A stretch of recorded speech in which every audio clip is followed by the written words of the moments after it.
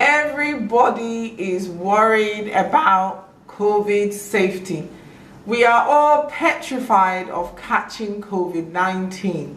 We are all buying all kinds of protective equipment to wear to protect ourselves from catching COVID-19.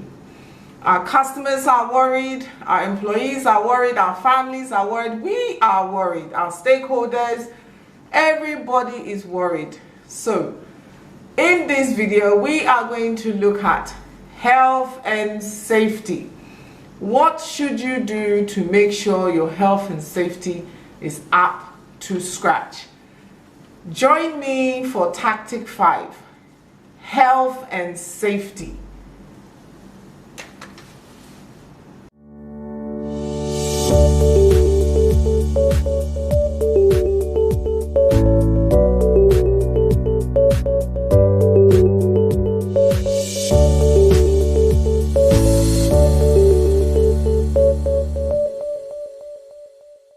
Hello, hi, welcome to my channel, Kingdom Business Sense. I'm Anita Wiafe, a senior of OML Africa, an entrepreneur and a HR and business consultant.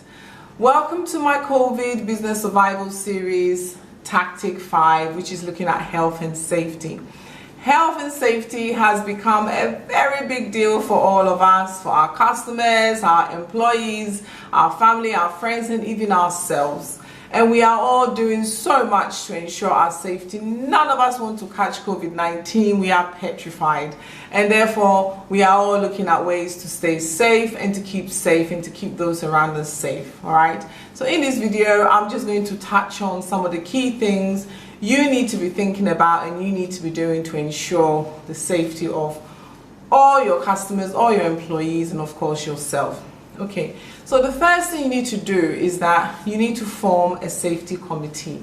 All right, you need to form a safety committee, and within that committee you need to have representative for each area of your business who will be the champions for those areas. Okay, and these people will be the ones who will be monitoring every day throughout to make sure that everything is going accordingly. All right, we don't run out of soap, we don't run out of sanitizers, people are not breaching rules and procedures on safety. So you need to form a safety committee. And once you form this committee, they will now be responsible for conducting a risk assessment of your enterprise. Okay, so they will go from area to area assessing the risks in your enterprise. Okay, so number one, they will go to, let's say they'll start from the outside, from your gate, all right, and see is there any risks here. They will label it gate 1 or entrance, whatever. Then they will look who are affected, who can be affected. They'll name, is it the employees, visitors, customers, etc. Then what are the risks? Then they will write the risks, and what are the possible solutions? They will write that down as well. They will do this across your business. All right, so in the description box I have actually put a template for a risk assessment for you to use if you don't already have one, and I think you find it very useful. Very simple template to use. Okay, now let me give you an example so that you get the idea of how your safety people should be going around the risk assessment. So let's say they've walking into the reception, all right, and then they've entered the reception.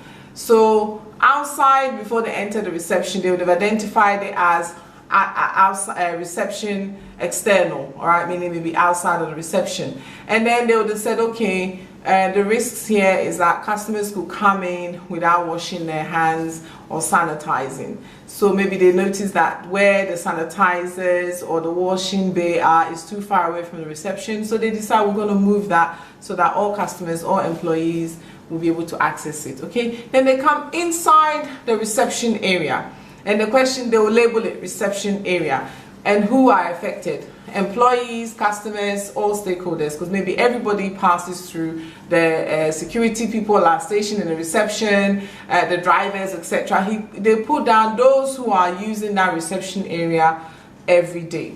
Then they will look at the hazards, the risks. Okay, so they may say, okay, we can see commonly touched areas like the desk, the reception desk. We can see the chairs, the tables, etc., the door handles, and all of that. So they will identify all these commonly touched areas.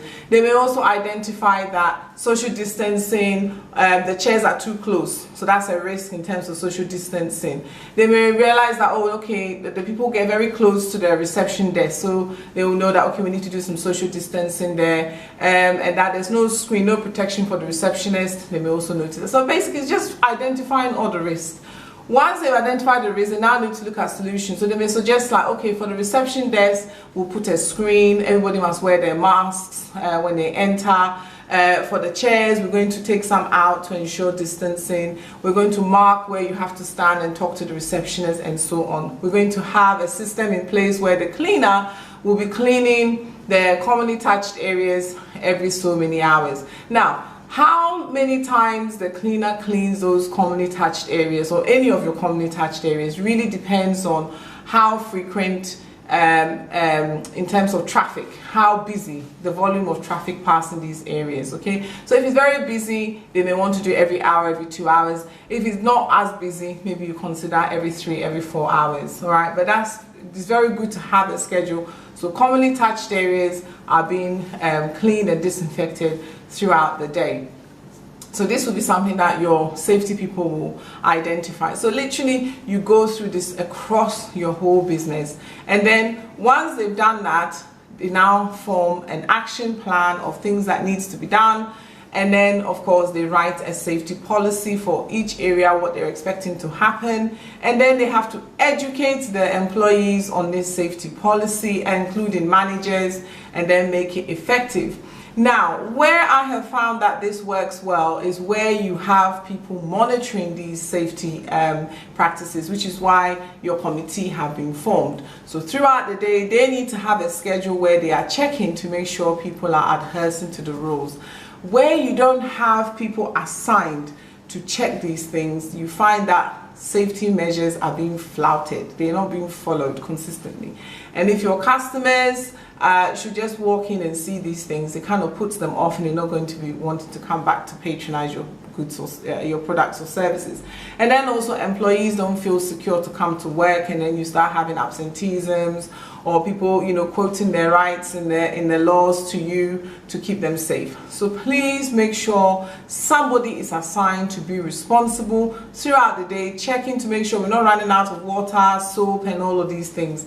And then we are making sure we are adhering to the safety practices identified by the safety committee. That is very, very important. Okay. Now, the other thing is, what about the people who are delivering e-commerce? Again, you need to also look at them. I mean, I've seen people delivering things, and their presentation, their hygiene, it didn't look very well. And I'm just wondering that if that person was bringing me that food, I'm probably going to turn it away. So you need to really look at the people delivering food, their presentation, their cleanliness is very important here, that they are washing their hands, people are keeping short nails, and they are dressing well, okay, that they have sanitizers with them. You really need to work with your delivery people to make sure they are adhering to all of these practices. And then also, of course, how you're keeping the products safe, cleaning them, making sure that there's no contamination going on is very, very important. Okay, if people are working from home, you need to obviously make sure that they are following the safety protocols as well, because we want those who are working at home to also be safe. So you need to just tell them, at least with them, they are home, so it's really maintaining their preventative measures in their homes. All right,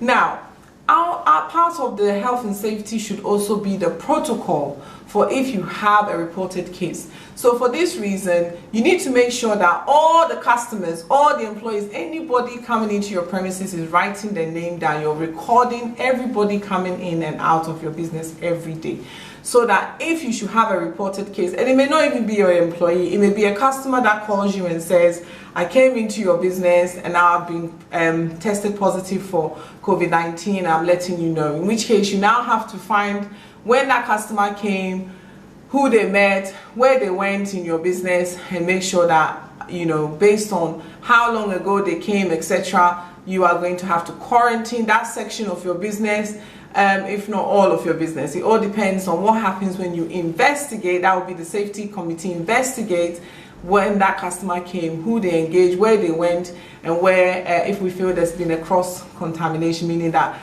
people who engage with that customer have engaged with lots of other employees, in which case we have to decide whether we're going to make everybody go into isolation or just the area that the customer visited. So this will be a decision that has to be made. And once that's also made, we now need to, of course, inform those people who have come in contact with the customer, and of course we're going to now use that registration book or system we've been using to record people to contact all those people who would have been in contact with the customer to self-isolate. All right, and then we have to, of course, call the authorities, and when they come, it really helps them if you do have a record of people coming in and out. It's so much easier to do contact tracing when you have the information at hand. So please, please, please, that has to be part of your health and safety policy under protocol for reported cases. Okay, and then you need to have also in that plan how you're going to deal with those people who are isolating,